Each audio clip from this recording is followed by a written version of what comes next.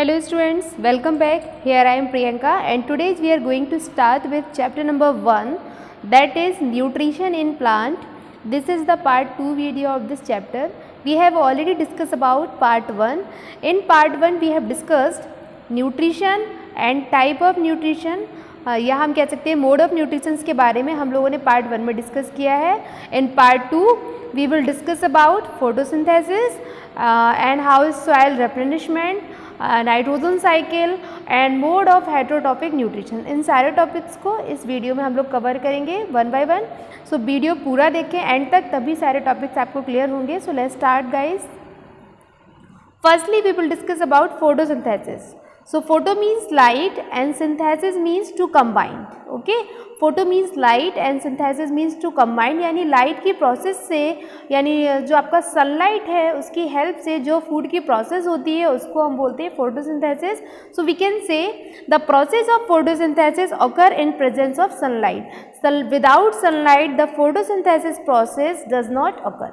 बिना सनलाइट के फोटोसिंथेसिस की प्रोसेस पॉसिबल नहीं है.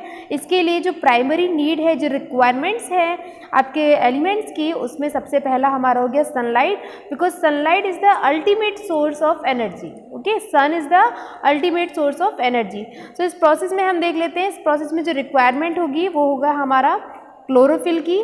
देख पा रहे होंगे आप क्लोरोफिल, जो कि ग्रीन पिगमेंट है और लीफ में ये प्रेजेंट होता है. देख पा रहे होंगे आप लीफ, और लीफ में जो ग्रीन कलर होता है ये ग्रीन कलर होता है क्लोरोफिल के कारण. और क्लोरोफिल में कुछ ग्वार्ड सेल्स प्रेजेंट होती हैं. ग्वार्ड सेल्स में छोटे छोटे से पोर्स होते हैं, टाइनी पोर्स, जिनको हम बोलते हैं stomata.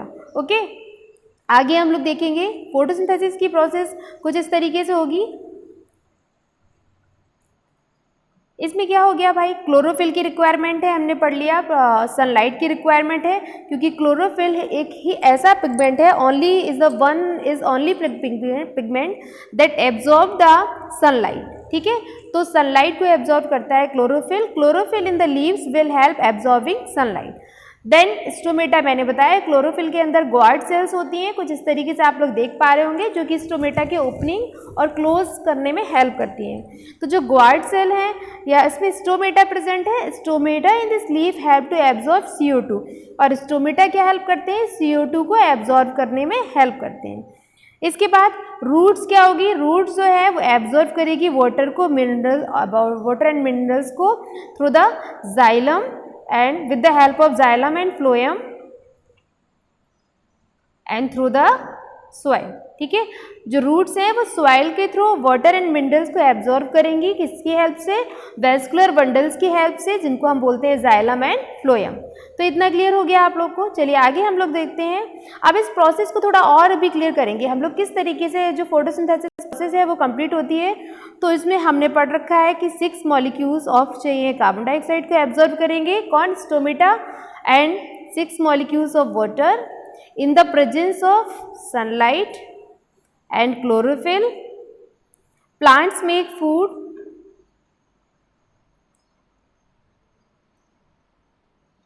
C6H12O6, that means that is glucose, and 6 molecules of oxygen released. So this is the process of photosynthesis. I repeat again, यहाँ पर दोबारा हम लोग एक बार क्लियर करेंगे. 6 molecules of carbon dioxide, 6 molecules of water in the presence of sunlight and chlorophyll. Plants make their food. The food is glucose या starch बोल सकते हैं, and release 6 molecules of oxygen, and these oxygen utilized by human beings या other animals. इसी oxygen का human beings और other animals utilize करते हैं. ठीक है, आगे हम लोग देखते हैं. Do photosynthesis take place in other parts of the plant also. क्या जो फोटोसिंथेसिस की प्रोसेस है, do photosynthesis take place in other parts of the plant also, क्या प्लांट्स के अदर पार्ट्स में भी हो सकता है फोटोसिंथेसिस? तो यस, क्योंकि कुछ जो प्लांट्स हैं हमारे, वो उनकी जो लीव्स है वो मॉडिफाइड फॉर्म ले लेती है. जैसे आप यहाँ देख पा रहे होगे ना, cactus, this is the cactus plant. तो beside leaves photosynthesis also take place in other green part of the plant. Plant के अदर ग्रीन पार्ट में भी फोटोसिंथेसिस पॉसिबल है, क्योंकि कुछ प्लांट्स ऐसे होते हैं जिनकी लीव्स जो हैं वो मॉडिफाइड हो जाती है। जैसे ये आप देख पा रहे हो कैक्टस, ये आपका डेजर्ट प्लांट है, तो इसकी लीव्स जो है वो मॉडिफाइड क्यों हो जाती है, इसलिए हो जाती है इसकी लीव्स जो है मॉडिफाइड होकर स्पाइन्स में कन्वर्ट देख पा रहे होंगे आप, स्पाइन लाइक लीव दिख रही है, ताकि इनका जो वाटर है वो वाटर एवोपोरेट ना हो, वाटर यानी इनका ट्रांसपरेट ना हो, ठीक है, क्योंकि यहाँ वाटर की कमी होती है और ये अपने वाटर को कंजर्व करके रखना चाहते हैं। इसके लिए इनकी जो लीव्स है वो मॉडिफाइड हो जाती है स्पाइन्स के फॉर्म में, to reduce loss of water by the transpiration process, यानी ट्रांसपरेशन प्रोसेस के थ्रू वाटर जो है वाटर वेपर में कन्वर्ट हो जाता है। तो जो डेजर्ट लीफ है वो अपने वाटर को कंजर्व, डेजर्ट प्लांट सॉरी, वो अपने वाटर को कंजर्व करके रखना चाहते हैं, इसके लिए उनकी लीव्स स्पाइन में कन्वर्ट हो जाती हैं। तो ये जो हमारा क्वेश्चन था कि प्लांट्स के अदर पार्ट में भी फोटोसिंथेसिस प्रोसेस पॉसिबल है, तो the answer is yes. So these plants have green stem which carry out the photosynthesis. तो आई होप क्लियर हो गया होगा आपको। Now next, do coloured leaves can also carry out photosynthesis. अभी में हम लोगों ने पढ़ रखा है कि फोटोसिंथेसिस उन सभी प्लांट्स में होता है जिनमें ग्रीन पिगमेंट प्रेजेंट होता है, बट क्या जो कलर्ड लीव होती हैं उनमें फोटोसिंथेसिस की प्रोसेस नहीं होती है? तो ऐसा नहीं है, बिल्कुल भी नहीं है ऐसा। जो कलर्ड लीफ है इनमें भी फोटोसिंथेसिस की प्रोसेस होती है। देखिए जो कलर्ड लीफ है इनमें क्या होगा कि जो क्लोरोफिल है वो लिटिल अमाउंट में है, यानी क्लोरोफिल कम है। जो कलर्ड पिगमेंट है जैसे रेड है, ब्राउन है और येलोइश है, इसकी क्वांटिटी ज़्यादा है, इसलिए जो ग्रीन कलर है हमारा, यानी ग्रीन कलर जो पिगमेंट है वो मास्क हो गया है इसमें। So the leaf of other than green also have chlorophyll. जो ग्रीन के अलावा भी कलर्ड जो लीफ है उनमें भी क्लोरोफिल होता है। The amount of red brown, जो अनमें जो रेड कलर है, ब्राउन कलर है या येलोइश कलर है, इनका पिगमेंट की मात्रा ज़्यादा है, और जो क्लोरोफिल है उसकी क्वांटिटी थोड़ी कम है, इसलिए जो ग्रीन कलर पिगमेंट है वो मास्क हो गया है, ठीक है। So photosynthesis take place in these leaves also. So clear हो गया आपको कि कलर्ड लीव्स में भी फोटोसिंथेसिस की प्रोसेस एज यूजुअल ही होती है, ठीक है, और जो आपकी मॉडिफाइड लीफ होती है उनमें भी एज यूजुअल होगी, और जो ग्रीन कलर्ड लीफ है उनमें तो होनी ही है। Now we have algae. Algae से हम सभी लोग फैमिलियर हैं, हमने देखा होगा जनरली जो वाटर काफ़ी दिन तक स्टोर रहता है एक जगह पर, तो वहाँ पर कुछ इस ग्रीनिश कलर की इस तरीके से स्लिपरी आपको लेयर देखने को मिलेगी। These layer is called algae, इसको हम बोलते हैं algae. So can you guess why algae are green in colour? क्या आप बता सकते हैं एल्गी जो है ये ग्रीन कलर की क्यों है? यस, वी कैन से दे हैव कंटेन क्लोरोफिल। इसमें क्या प्रेजेंट होता है? Chlorophyll. So which give them the green colour, जिसके कारण इसका कलर कैसा होता है? Green. And algae can also prepare their food by the process of photosynthesis. क्योंकि इसमें ग्रीन कलर प्रेजेंट होता है इसलिए ये फोटोसिंथेसिस की प्रोसेस करेगा और ये अपना फूड फॉर्मेशन खुद करेगी algae, okay. Now we have, can you imagine life on the earth in absence of photosynthesis? क्या आप इमेजिन कर सकते हो कि विदाउट फोटोसिंथेसिस इस अर्थ प्लैनेट पर लाइफ पॉसिबल है क्या? So answer is no, because all of the animals human beings directly और इनडायरेक्टली डिपेंडेंट किस पर हैं? प्लांट्स पर, ठीक है। डायरेक्टली और इनडायरेक्टली डिपेंड है हम लोग किस पर? प्लांट्स पर। तो प्लांट्स अगर फूड प्रिपेयर नहीं करेंगे, फोटोसिंथेसिस नहीं करेंगे, तो हम लोग को ऑक्सीजन कहाँ से मिलेगी? ठीक है, ऑक्सीजन और अदर फूड रिसोर्सेज भी हैं, वो भी हमें किससे मिलते हैं? प्लांट से ही। So the survival of almost all living beings directly और indirectly depend on the food by the plants. Also oxygen के लिए भी हम लोग किस पर डिपेंडेंट होते हैं? प्लांट्स पर, which is essential for survival of all living beings, जिसके बिना तो जीवित रहना पॉसिबल ही नहीं है। हमको पता है विदाउट फूड तो हम 1, 2 days 3 days सर्वाइव कर सकते हैं, but without oxygen we can't survive few minutes. हम बिल्कुल कुछ मिनट भी बिना ऑक्सीजन के सर्वाइव नहीं कर सकते हैं, ठीक है। So in the absence of photosynthesis life would be impossible on this planet. Clear हो गया? नाउ वी हैव रिसोर्सेज की बात कर लेते हैं कि प्लांट रिसोर्सेज क्या है। तो प्लांट से हमको वीट मिलता है, राइस मिलता है, पल्सेस मिलते हैं। फूड क्या है? जो न्यूट्रिएंट्स हैं वो क्या क्या हैं जो प्लांट से हम गेन करते हैं? तो दो first nutrient is carbohydrate, fat, proteins, vitamins and minerals. These are the 5 components of foods, ठीक। अब फोटोसिंथेसिस हमने पढ़ रखा है कि फोटोसिंथेसिस जो है वो हमारा कन्वर्ट होगा कार्बोहाइड्रेट्स के फॉर्म में और इससे ब्रेक होगा carbon, hydrogen, oxygen and proteins और ये रिलीज करेगा proteins and fat. But proteins contain nitrogen, जो प्रोटीन होता है वो प्रोटीन आपका ब्रेक हो जाता है बॉडी में जाकर एमिनो एसिड्स को, और ये कंटेन किसको करता है? नाइट्रोजन का। तो हम कह सकते हैं how do plant obtain nitrogen, जो प्लांट है वो नाइट्रोजन ऑब्टेन कहाँ से करते हैं? तो यूटिलाइज, ये जो प्लांट्स हैं ये एटमॉस्फेरिक नाइट्रोजन को, देखिए हमने पढ़ रखा है हमारे एटमॉस्फेयर में 78% प्रेजेंट है नाइट्रोजन, फिर भी जो प्लांट हैं वो इस नाइट्रोजन को डायरेक्टली एब्जॉर्ब नहीं कर सकते हैं। Utilize atmospheric nitrogen present in the air with the help of bacteria. इसके लिए इनको जो नाइट्रोजन है इसको कन्वर्ट करना पड़ता है सॉल्युबल फॉर्म में, और उसके बाद ही प्लांट इसको एब्जॉर्ब कर सकते हैं। तो उसके लिए इनकी एक बैक्टीरिया है जो जिसका नाम है राइजोबियम बैक्टीरिया। राइजोबियम बैक्टीरिया जो कि नाइट्रोजन को फिक्स करने में हेल्प करता है। और अदर रिसोर्सेज भी हैं जिनके थ्रू हम प्लांट्स और सॉइल को या प्लांट्स को नाइट्रोजन प्रोवाइड करा सकते हैं। तो वो हो गया हमारा फर्टिलाइजर एंड मैन्योर यानी खाद के फॉर्म में। अब हम यहाँ देख पा रहे होंगे, ये देखते हैं हम यहाँ एटमॉस्फेरिक जो नाइट्रोजन है, देखिए एटमॉस्फेरिक नाइट्रोजन को जो लेगुमिनस प्लांट है यानी जो पल्सेस होती है, most of the pulses leguminous plants होते हैं, उनके रूट्स में नोड्यूल्स प्रेजेंट होते हैं। क्या प्रेजेंट होते हैं? नोड्यूल्स।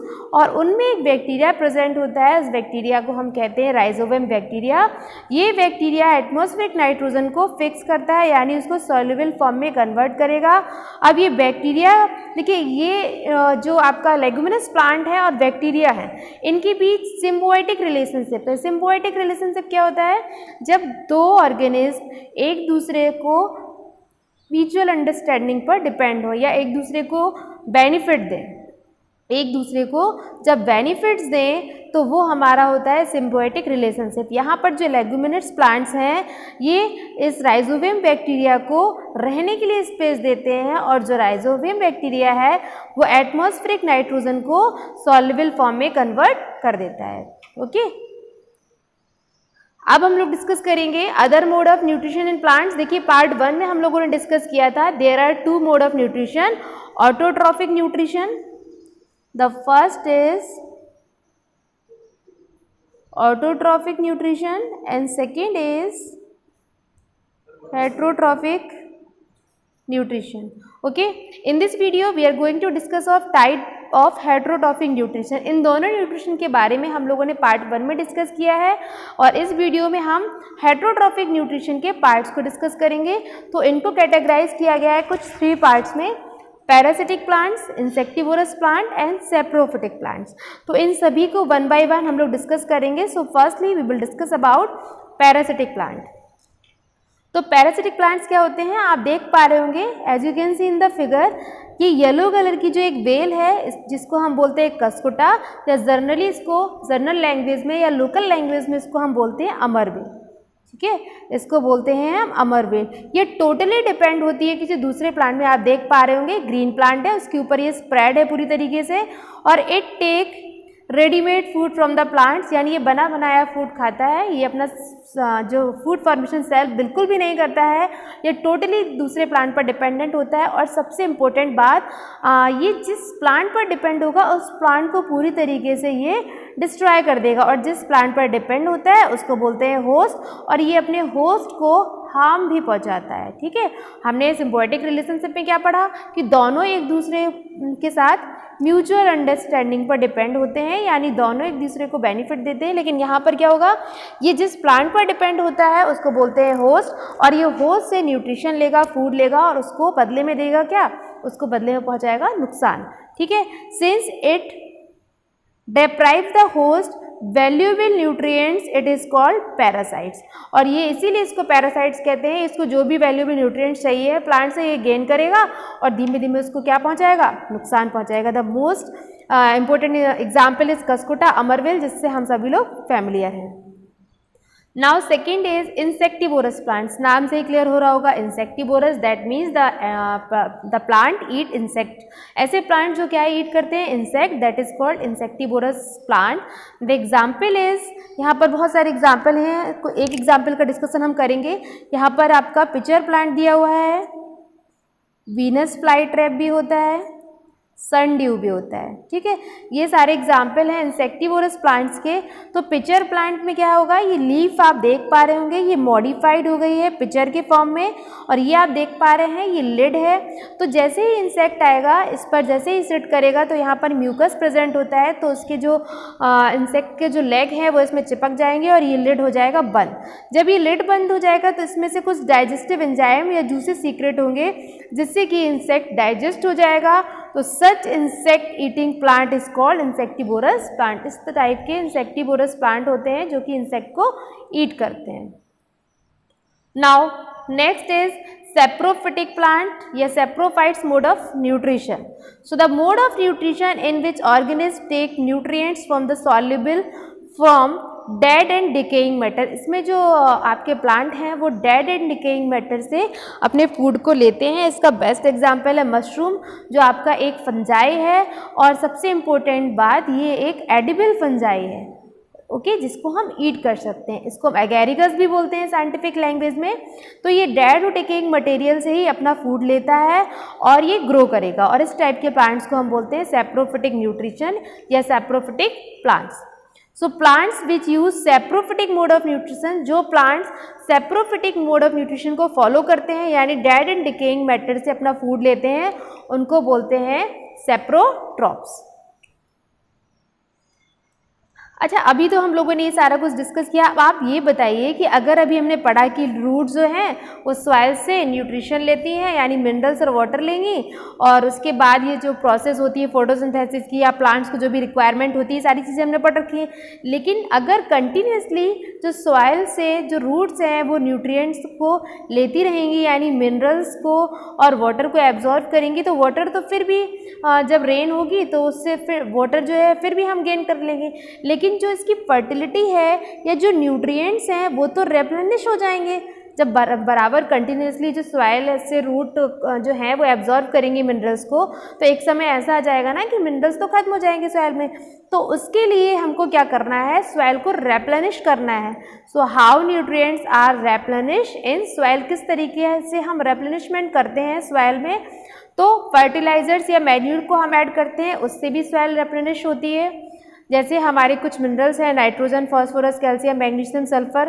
तो जो नाइट्रोजन है वो तो हमको पता है एटमॉस्फेरिक नाइट्रोजन है, वो आपकी कन्वर्ट हो जाएगी, जो बैक्टीरिया है वो उसको फिक्स कर देंगे और इस तरीके से सॉइल जो है एब्जॉर्ब कर लेगी। या फिर फर्टिलाइजर्स के फॉर्म में भी हम डिफरेंट मिनरल्स को ऐड करते हैं, nitrogen, phosphorus, calcium, magnesium and sulphur को। इस तरीके से हम सॉइल को रेप्लेनिश करते हैं। ओके, नाउ प्लांट्स के not utilize the nitrogen present in air. मैंने अभी आपको बताया कि जो प्लांट्स हैं वो डायरेक्टली नाइट्रोजन का यूटिलाइज कर सकते हैं क्या, जो इतना अमाउंट एयर में प्रेजेंट है।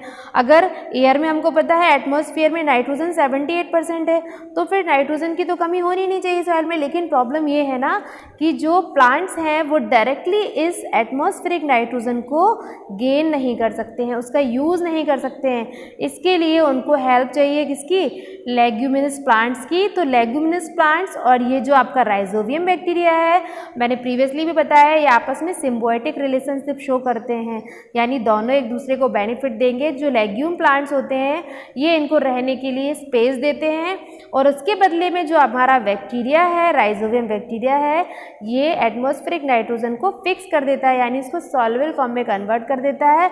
इस तरीके से plants provide food and shelter to bacteria. Plants इसको शेल्टर प्रोवाइड करेंगे और बैक्टीरिया इसको क्या प्रोवाइड करेगा, नाइट्रोजन। तो ये रिलेशनशिप होगा हमारा सिम्बायोटिक, यानी दोनों ही एक दूसरे को बेनिफिट्स देंगे। इसका एक एग्जाम्पल और है हमारे पास, लाइकेन। इसको हम प्रीवियस क्लासेस में भी पढ़ चुके हैं। Lichen is the best example of symbiotic relationship. आप देख पा रहे होंगे डायग्राम में, ये हमारे पास है लाइकेन। तो लाइकेन में आप देख पा रहे होंगे ये है एल्गी, तो और ये है फंगस। तो फंगस क्या, एल्गी क्या करेगा, ये हमारा है सॉरी फंगस, ये है एल्गी। तो एल्गी क्या करेगा, फूड फॉर्मेशन करेगा और प्लांट्स को फूड प्रोवाइड करेगा, ठीक है, फूड फॉर्मेशन करके प्लांट्स को फूड प्रोवाइड करेगा और उसके बदले में जो हमारा फंगस है वो प्लांट को इरेक्ट रहने में सपोर्ट करेगा। दोनों ही एक दूसरे को सपोर्ट प्रोवाइड करा रहे हैं, एक उसको शेल्टर दे रहा है, दूसरा उसको फूड दे रहा है। तो इस तरीके का रिलेशनशिप हो गया म्यूचुअल अंडरस्टैंडिंग वाला सिम्बायोटिक रिलेशनशिप। तो आज की वीडियो में इतना ही। Thanks for watching this video. मिलते हैं नेक्स्ट वीडियो में, तब तक के लिए बाय बाय, टेक केयर।